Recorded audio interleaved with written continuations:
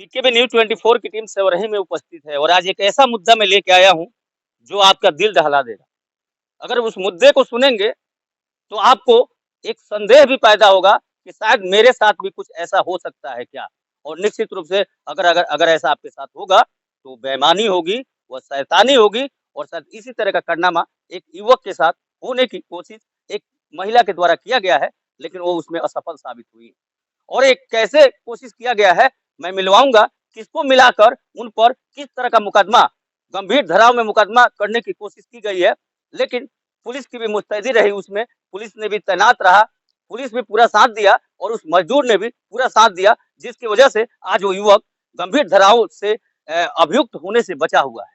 तो आज हम मिलवाएँगे उससे और उससे बात करवाएँगे कि पूरा माजरा क्या है, लेकिन माजरा जानने से पहले आपको पूरा सुनना होगा और आपको देखना होगा। निश्चित रूप से यह एक संदेह पैदा कर देने वाली घटना है और ऐसी घटना समाज में नहीं होनी चाहिए। अगर इस तरह की घटनाएँ पे रोक नहीं लगी, तो निश्चित रूप से एक-दूसरे को लोग देखकर शक के दृष्टिकोण से देखने लगेंगे और तमाम लोग जो समाज में कदम निकाल कर चलना चाहते हैं, अपनी हक हिस्सा, अपनी हक हुकुम की बात करना चाहते हैं, वो अपनी हक हुकुम की बात करना भी छोड़ देंगे।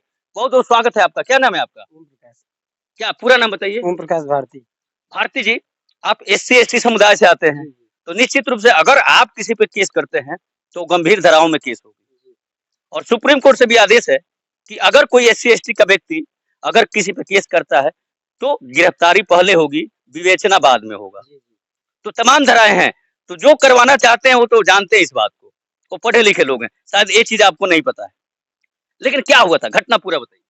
29 तारीख को हमें काम पे बुलाया गया था। कहाँ पे? किस जगह? ये सिनेमा हॉल के बगल में, जी, संगीता की सिनेमा हॉल के बगल में। सेवरही में ही ना? जी, सेवरही में ही। जी। तो वहाँ कुछ आपस आपस का मामला था। हुँ, बीना गुप्ता के डॉक्टर बीना गुप्ता हैं। जी, तो उन्होंने बुलाया था हमें काम करने के लिए, हम गए वहाँ फिर उनके भाई वो लोग थे, हाँ, उन लोगों ने मना कर दिया काम के लिए। हुँ। तो हम चले आए घी घर मतलब पे। बीना गुप्ता के घर वाले बगल वाले लोगों ने मना कर दिया था? उनके भाई प वो भी जो भी थे, हाँ, वो लोग मना किए काम से, ठीक है। हम लोग घर चले आए अपने। हुँ, फिर 6 तारीख को बुलाया गया हमें 6 जुलाई को, ठीक है। तो फिर उस दिन भी काम बंद कर दिया गया। हुँ, वहाँ कोई झगड़ा झंझट नहीं हुआ था। हुँ, 6 तारीख को शाम को बीना गुप्ता बुलाई हमें हुँ, कोई एफआईआर लिखवाने के लिए। हुँ, तो हमारे नाम से एफआईआर लिखा गया था, तो हुँ, हम देखे, पढ़े, हुँ, उसके बाद हम साइन करने से मना कर दिए हुँ। उसपे। अच्छा आप पढ़े-लिखे हैं, जी, थोड़ा आप बहुत। पढ़ सकते हैं। जी, जी, जी, थोड़ा बहुत पढ़ सकते हैं, हिंदी में पढ़ सकते हैं मतलब। जी, हिंदी में आप हाँ, पढ़ सकते हैं। जी। तो ये किस बात की एफआईआर थी? कुछ आपने पढ़ा तो उसपे लिखा हुआ था? उसमें ये लिखा हुआ था कि हम मुझे मतलब हाँ, मारा गया है, गाली-गलौज दी गई है, ये सब का। तो ऐसा और कुछ हुआ था आपके साथ वहाँ पे जब आप नहीं, ऐसा कुछ नहीं हुआ था। जी, जी, नहीं हुआ। आप काम किस चीज़ का करते हैं? राजमिस्त्री का काम करता हूँ। राजमिस्त्री काम करते हैं। नाम क्या बताया साहब आपने? ओम प्रकाश भारती। ओम प्रकाश भारती जी हैं। ये ओम प्रकाश भारती जी हैं, इनको किसी व्यक्ति के द्वारा बुलाया जाता है अपने घर पे काम करने के लिए। लेकिन शायद आपसी बँटवारा सही से नहीं हुआ है, जिसके चलते उनके पटेदार बगल के लोग कागज़ दिखाकर उस काम को रुकवा देते हैं, बिना इनको कुछ कहे।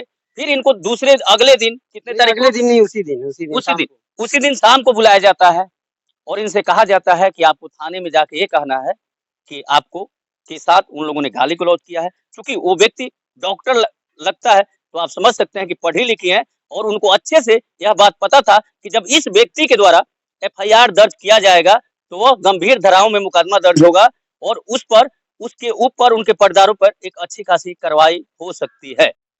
तो उसके बाद भी आपने तो उस दिन मना कर दिया जी, उनसे। जी। उसके बाद भी कोई उनके तरफ से फ़ोन कॉल आया था कि नहीं आपको केस करना ही है?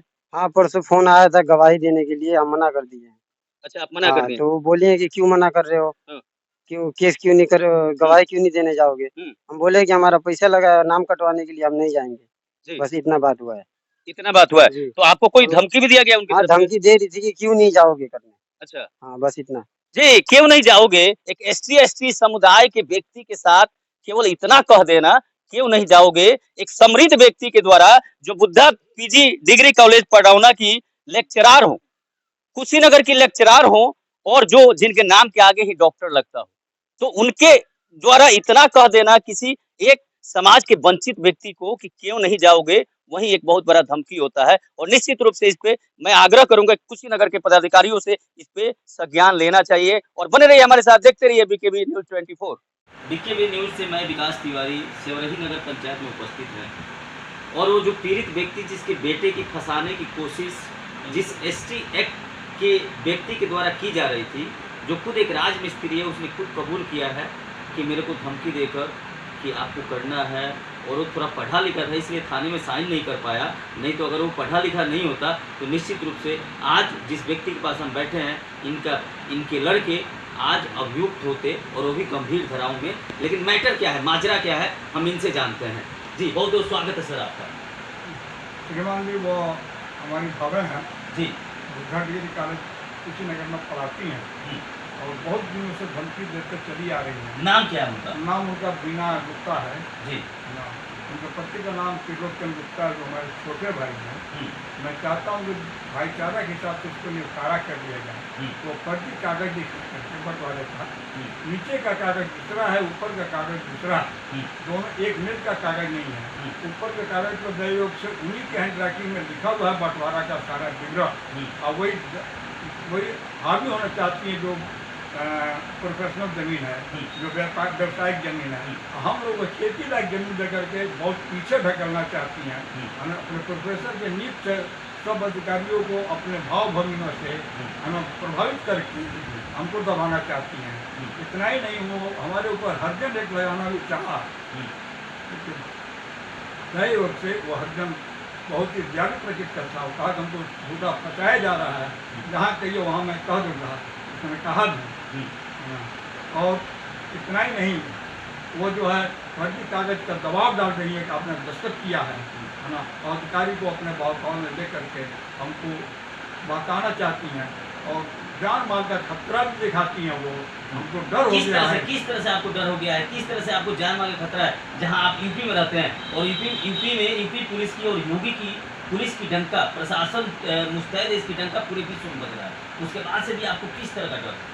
इस विचार से इतनी डंका होते हुए भी अधिकारी लोगों का दबाव पड़ रहा है कि तुमने दस्तखत किया, जहाँ जमीन बेचा वहाँ जाओ, हमारे पूरे प्लाट पर हमारा नाम है, कहीं भी हम अपना कब्जा कर सकते हैं, कि हमारा अधिकार होना चाहिए। ये हमारा अधिकार है भी कागज की वजह से, है ना। तो वरीय पदाधिकारियों से क्या गुहार लगाना चाहते हैं, क्या मांग करना चाहते हैं? मांग नहीं करना चाहते, घंटे में एक तो फंसाती हैं, तो जान माल के खतरा के लिए कोई चार्ज कर सकती हैं, कोई भी दूरबीन हमारे लिए ला सकती हैं, इसमें पीछे नहीं हट रही हैं, हमेशा दबाव बनाए रखती हैं।